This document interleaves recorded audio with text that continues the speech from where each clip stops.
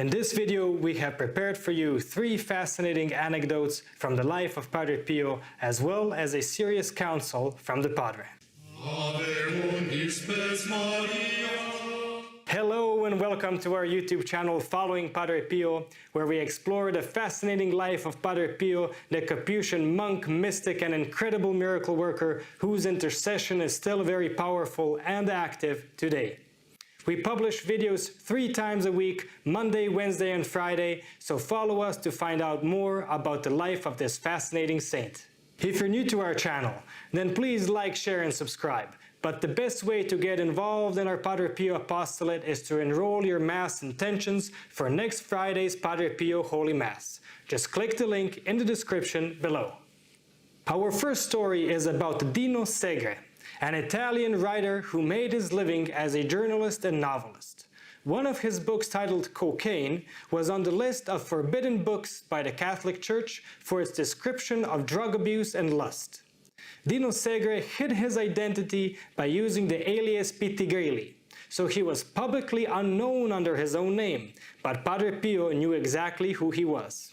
Mr. Segre came to visit San Giovanni Rotondo, and while mixed in the crowd, he watched in silence, not drawing any attention to himself.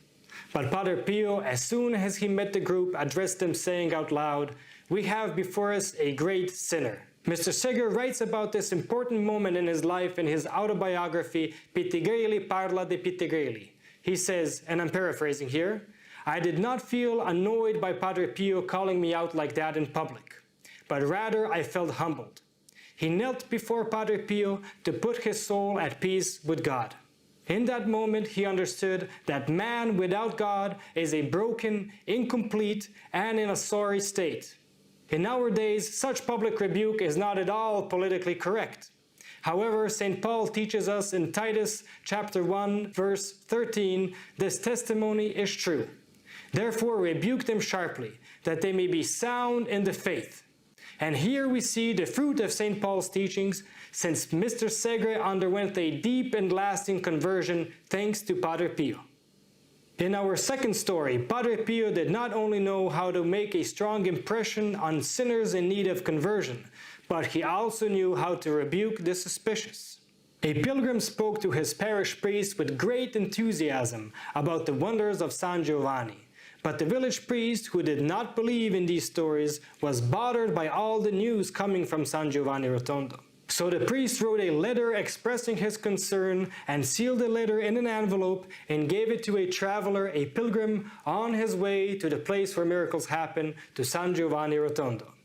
The pilgrim arrived at the sacristy and was about to deliver the letter, but before even greeting Padre Pio, he heard Padre Pio say, "Take out the letter in your pocket and write down on the envelope the answers that I will dictate to you." When the pilgrim returned and handed the unopened letter to the parish priest, his astonishment was indescribable. Padre Pio had answered all his concerns without even opening the envelope. The third story is about a nun who oversaw a small institution. The nun was in desperate need of help. She was taking care of orphans but did not have the financial means she needed. So she came to San Giovanni Rotondo to ask Padre Pio for his intervention. The nun arrived in haste. She heard Padre Pio's Mass and then entered the crowded sacristy. At one point she realized she did not have time to wait, so she decided to leave, shouting her plea, "Father, I have to go. I commend my poor orphans to you." And Padre Pio, without even turning around, answered aloud, "You told me this several times during Mass. My child, stay calm. Everything is settled." And from that moment on, the institution no longer had financial troubles. Anonymous benefactors had saved the institution from its ruin. This story gives us an important lesson on confidence in the divine providence. Father Thomas, the Saint Laurent, in his excellent book titled The Book of Confidence, teaches, "In our temporal necessities, it is not enough for us to wait for the assistance of God. We must also ask Him for it. It is said that the Capuchins never die of hunger because they always piously recite the Our Father. Let us imitate them, and the Most High will not leave us waiting in our necessities. Let us ask for our daily bread. It's an obligation imposed on us by faith and by chastity to ourselves. We shall end this video with a counsel from Padre Pio. Padre Pio strongly recommends attending Mass and receiving communion daily. For Padre Pio, Mass is the center of life. This is why he often said that Mass is the greatest thing in the world, and that every day it saves the world from damnation. Regarding the Eucharist, here is a few words from the saint. For nothing in this world cease to receive communion every day. Disregard all the doubts that assault you on this subject. I take responsibility for them. Just obey, following the path I indicated. As long as you are not sure that you have committed a serious sin, there is no reason to give up communion. Please do enroll in the next Friday's Padre Pio Mass. You will find the link in the description below. And if you haven't already, then please subscribe, click the reminder bell, and share with your friends to help promote our channel.